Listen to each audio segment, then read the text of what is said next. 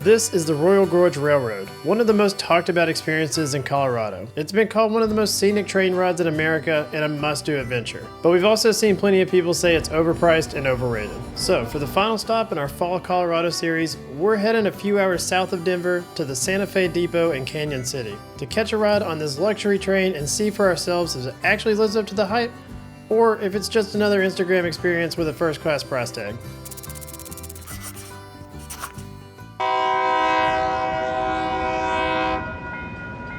Alright, so we have made it to the Royal Gorge rail station.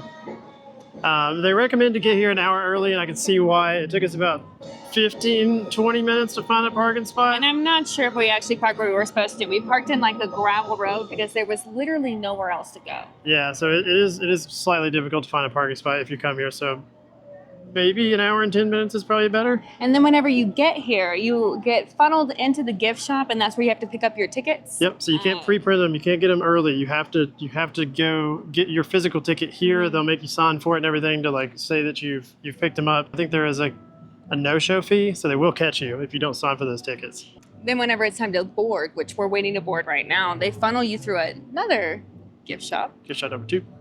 And then they corral you in like this gated area that we're in right now, and we're stuck here until they open the gates. And so you can't actually go and like stand by the train while you wait for it. You have to stay in the gates. We can see them like refilling the cars and stuff behind us, and they're like looks like they're cleaning everything. So pretty excited. It looks like they're getting ready to up the gates, so we will get on board and then we'll see you inside.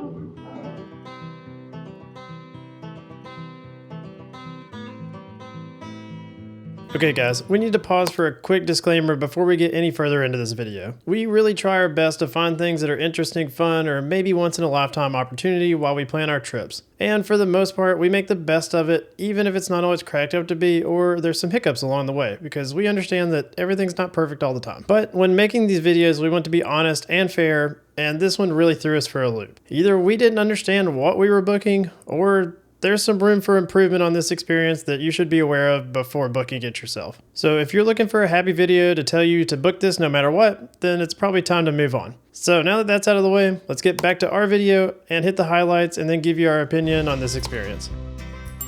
So welcome to the Vista Dome. This is that we wanted to book because it has the big amazing windows that remind us a little bit of the Switzerland train we took a couple weeks ago. If you haven't seen that video, go check it out. But yeah, overall the seats are nice. Every booth has a number with your seat. So like a booth number and then a seat number. And most everything except for one specific section, like a regular booth, is a 2x2. And just know that if you don't have 4 people, you're probably sitting with somebody you don't know. So something to keep in mind if you're thinking you're gonna get a seat alone. But other than that, the seat is very comfortable. It's a good place to take a nap and look at the views. As we were seated, we were immediately greeted by our server and asked if we wanted anything to eat since we didn't pre-order any food. Not once, but twice before departing, and they seemed surprised when no one at our table wanted to order any food or drinks. If you're curious, the menu is pretty expansive. It has everything from breakfast and coffee to dinner and wine. We elected not to get anything because we thought it was a bit pricey, and we were mainly there for the views and the history, which unfortunately for us, our assigned seat had a giant crack in the window that blocked some of our view. So we made our way out to the community car, I'll call it, which is the outside standing room only car. So we have boarded the train, and this is so great. We are by the Arkansas River right now.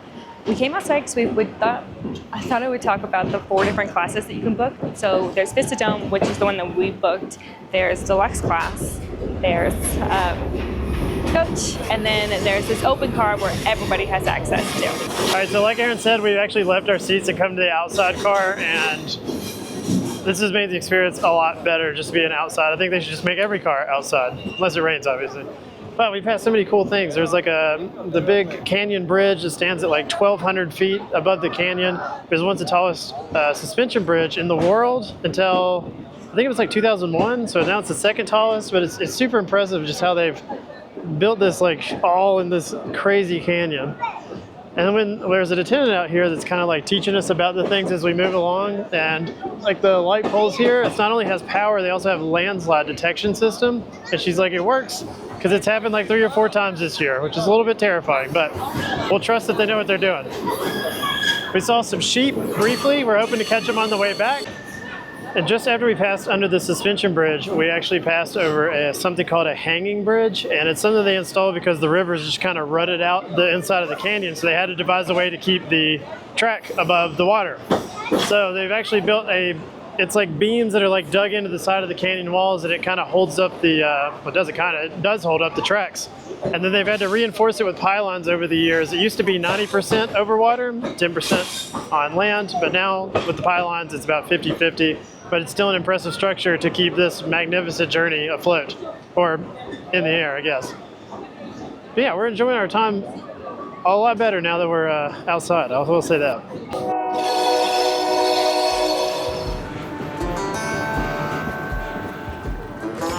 Okay, so we came back to the Vista car because most everybody's outside right now because they've stopped the train to look at the bridge for the next little bit. So we decided to come back upstairs. And it's cool because right now we are actually in the deepest part of the canyon.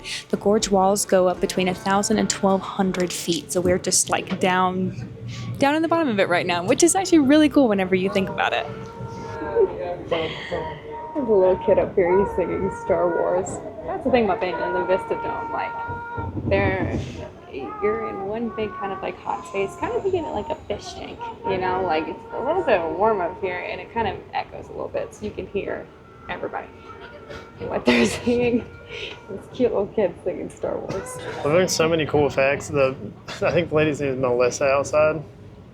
Give that woman a raise. She is amazing. She's taught us so many things. Like the reason the saying is you're on the wrong side of the tracks is because of the way that the trains come through places. So they like billow out smoke one way.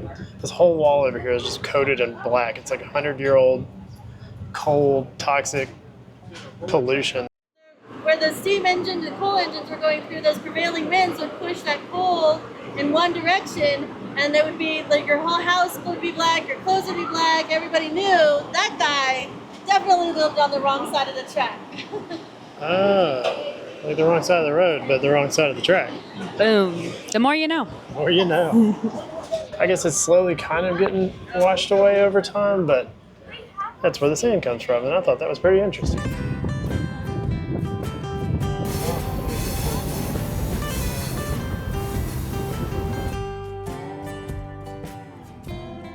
All right, so we're just about halfway through the journey, and there's something I wanted to talk about because it's in almost all of the negative reviews that we read about this before we decided to do it. This is something that we like kind of came out of our way for because we had a friend that did it and swore by it, and then we brought so many amazing reviews. But one of the things is it for what it is. It's a 2.5 hour train ride, I guess. It's really expensive, and we're not one to shy away from expensive things. Like we went and stayed on the pods under the cliff sides of Peru and went to the top of Jungfrau Yoga. Neither one of those were cheap by any means, but this was a kind of expensive thing to have in Colorado, and we paid extra for the Vista Dome, which is like the nice dome with the glass roof, which we thought would be super cool and a good way to see the scenery, if you didn't want to sit outside, because we weren't sure how any of the cars were. We're actually not in the Vista Dome. We spent almost all of our time outside, and now we're sitting in deluxe class because nobody else is here. It's loud in there. There's like a screaming kid, and somebody keeps coming around asking us if we want to buy something like every couple minutes, and I get they're servers, and that's kind of what they're trying to do, but it takes away from the experience, and like you can't see that side of the car. You can see only the side that you're on just because of the way the ceiling dips in, and you can't choose your seats. You can't choose who you're sitting with, so if you're 1 or 3 people, you might have a random. It's a little bit agitating.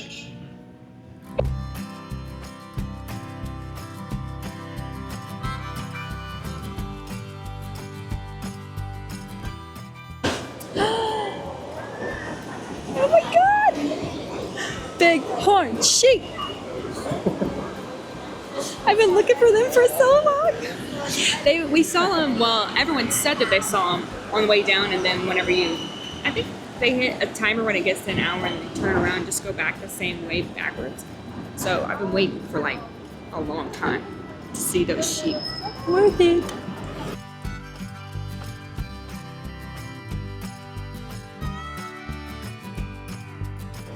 Hello. All right, so we're pulling back into the station here. I think we've learned all kinds of fun facts, and the history of this railroad is just neat in its own right. But we want to tell you about our experience and what we actually think about it. So let's get off the train and head into the parking lot, and then we'll give you a breakdown of our thoughts on if you should do this or not.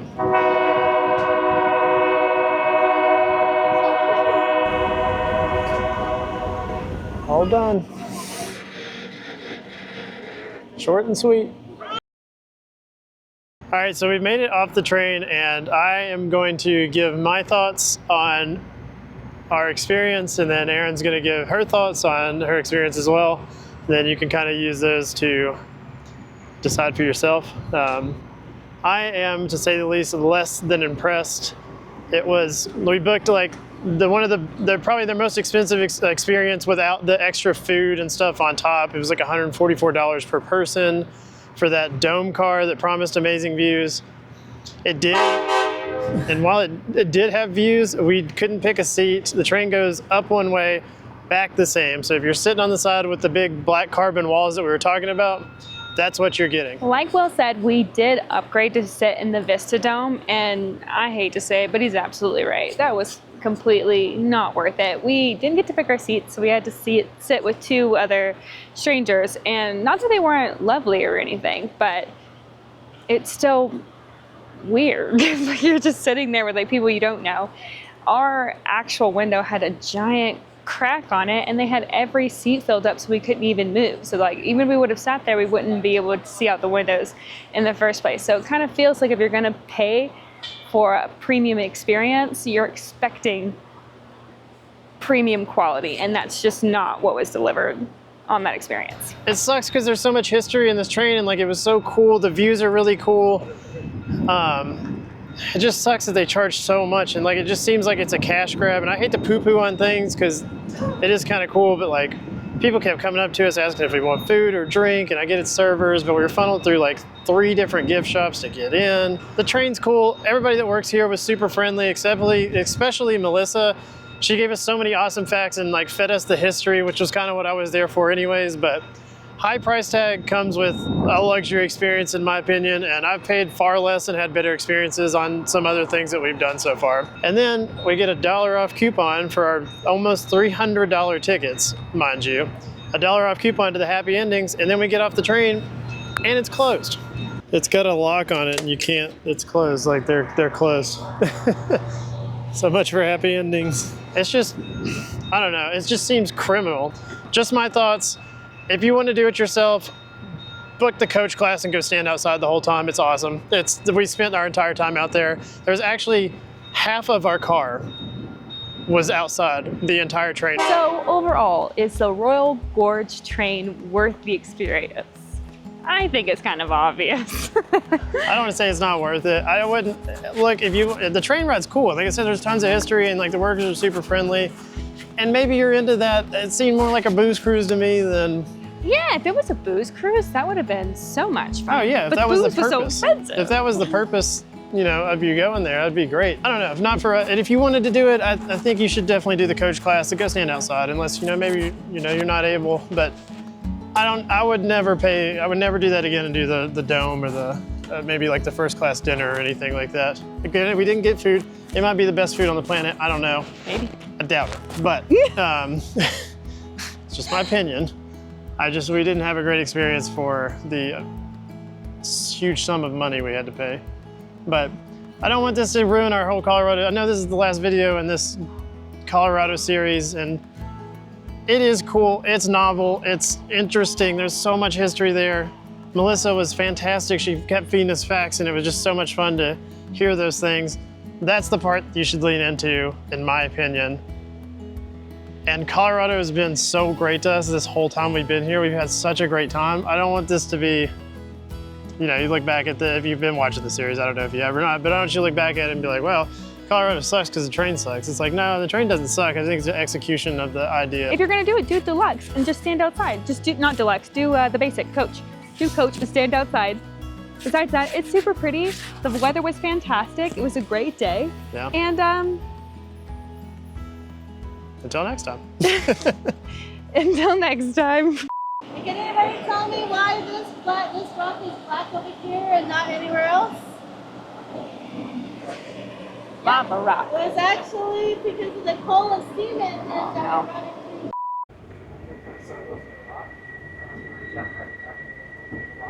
Yep.